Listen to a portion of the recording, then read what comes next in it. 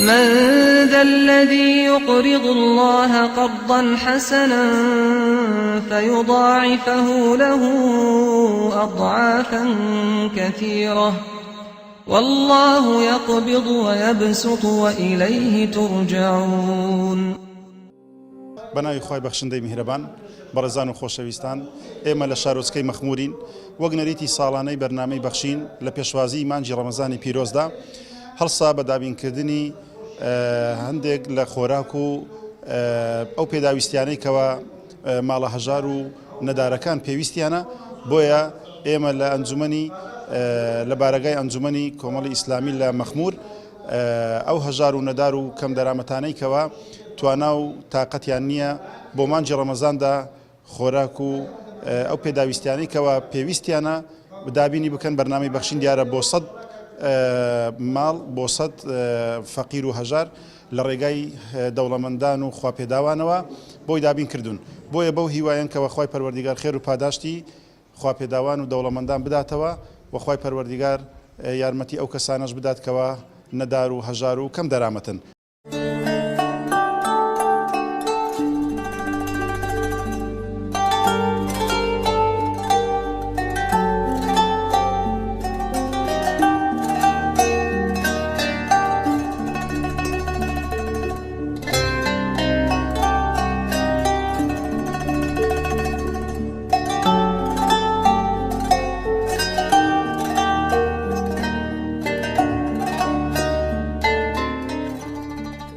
خوا خێری ئەو خێرخوازانە بنووسیارکە ئەو شتانە دەینی ئەنگۆش پێوە مادی دەبن خوا خێرین گۆش بنووسی خوا مافەقیان کە یا ڕەبی بۆشایکی پڕکاتە و لە ئەو عالەمە هەیە دەستکورتانیەتی خوا زر پاداشتیان بدێتەوە خوا خێرا بنووسی خوا بە زیادیکە خوا بیان هێلی باشتریان بکە سەرکەوتیان بکە وەڵڵاهی ئەگەر هاوکاری فەقیران بکەن زۆر باشە خوا خێریان بنووسی.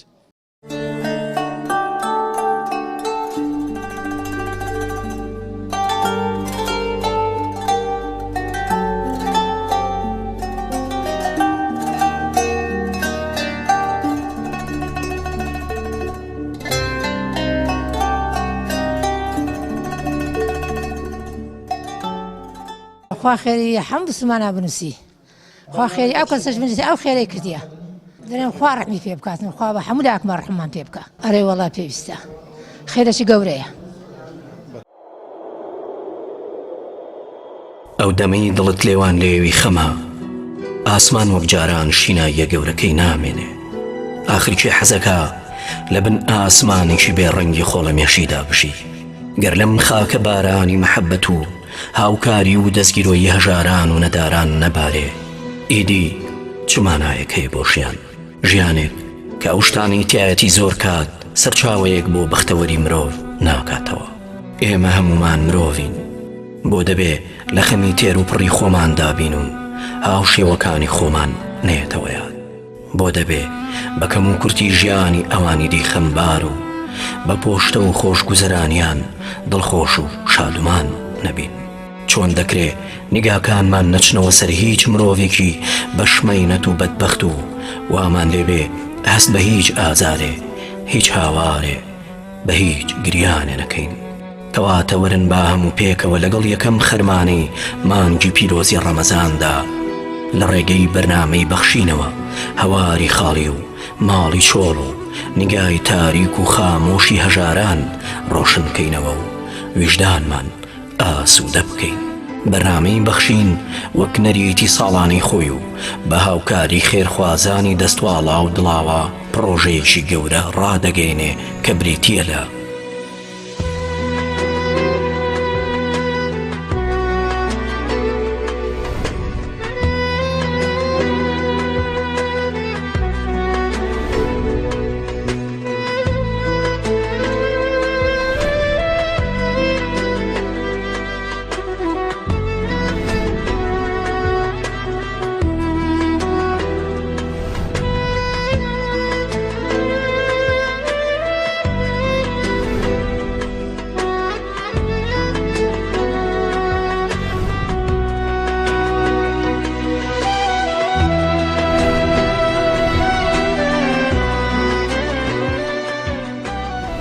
تۆی خێرخواز لەگەڵ ئێمە وەرە تا هەمومان پێکەوە پێکەنین و خەونی جوان بۆ ئەو بەندەرانە کێش بکەین کە زەمانێکە لە ژێر چەپۆکی بێمەروەتیدا دەگرین. با پێکەوە خەیاڵەکانیان بکەین بەڕاستی و چیتر کۆترەکان جا ڕست نەبن لێمان و فەرمان بە گوڵەکان بکەین پێ بکەنن. بەناوی خۆم و بەناوی داچێتیمانی و فەقیر و هەژارانی شارۆچکەی مەخموری خۆشەویست دەستخۆشی لە بەرنامەی بەخشین دەکەین. هیوادارم سەرکەوتوبی ئەو ساڵە هەی ساڵە ئەوە یارمەتی فەقیر و هەژار و لێ قەوماوەنەدا خوا پلەپایە بەرزکە لە دنیا و لە قیامەت خوای گەورە ڕەمەزانیشی لێ قبول کە ئینشاءالله خوا دوێنی ئیمانی سەلامەت کە ئینشاءالله تعالی. هیوادارم ئینشاءالله بە خۆیان دابستنەوە زیاتر یارمەتی فەقیر و هەژاراندا ئینشاءالله لە ڕۆژی قیامەت خوای گەورە لۆ دۆزەخە ڕزگاریان کە ئینشاءالله تعالی.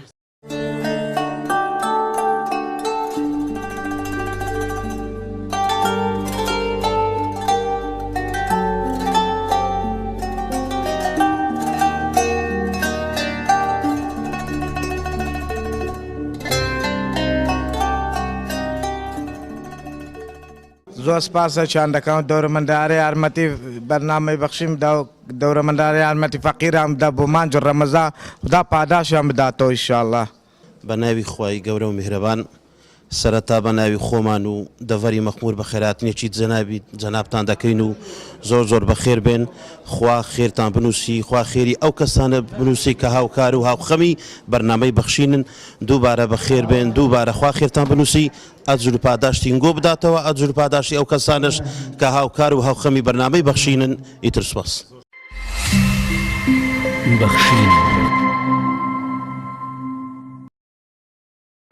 سەرەتا بەناوی خی گەورە و میهرەبان سوپاسی خی گەورە دەکەین، پاشان سوپاسی جەنابتان دەکەین کارجێڕان کارمەندان کە بەو کارە خێری هەرستن و ماندەبوونی پێوە دەبین. ئێمە سوپاسی خی گەورە دەکەین کە جارشکە پرۆژەی بەرنامەی بەخشین شاری مەخموری بەسەر کردەوە. دیارە بەرنامەی بەخشین بەرنامەیەش خێرخوازیە لە نێوان دەوڵەمەندان و هەژاران. دەتوانین بڵین ئەسڵەکەی ئەو فەرمودەی پێغەمبەرە صلی الله عليه وسلم کە دەفەرمێ تؤخذ من الأغنياء وترد على الفقراء. ئێمەش دەمانوێت لە بۆ خەڵکی ڕوونکردنەوەی بدەین کە ئەوەیە ئەمە بەو پەڕی ئەمانەتەوە شتەکەمان گەیاندیە و پێشنیارشمان لە بۆ ئیدارەی بەرنامەی بەخشین ئەوەیە کە لە داهاتوودا ئینشاءالله پلانەکانیان بگۆڕن و بەرنامەکە بەرفراوانتر بی لۆی خەڵکەش زیاتر ئیسیفادە بکاتن و بە تایبەتیش لەو سات وەختە قەیراناویای.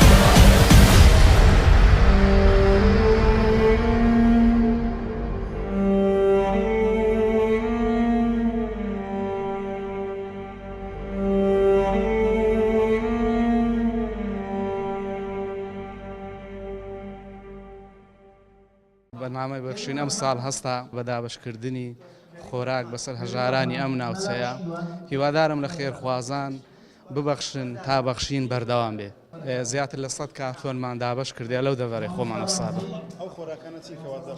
وەڵا پێکاتەیەکی باشە و سار ڕوونە شەکرە برنجە دەرمانچایە ئاوی تەماتەیە پێکاتێکی باشە بۆ مانجی ڕەمەزان ڕێژەی هەزاری زۆرە لەم ناوچەیە چکە سنوورێکە شەڕ و شۆڕی تێدایە بۆیە پێویستی بە هاوکاریکردنەوەی زۆر هەیە داواکارم ئەوەی لە توانایاندا هاوکاری بەرنامەی بەخشین بکەن بۆی زۆرترین سوود بە هەژاران بگەین بەخشین خێرخوازانی خۆشەویست لە ڕێگەی ئەم ژمارە تەلەفۆنانەوە دەتوانن پەیوەندیمان پێوە بکەن و ببەخشن تا بەخشین بەردەوام بێ بەخشین 0 961 11 0 965 0 750 723 25 55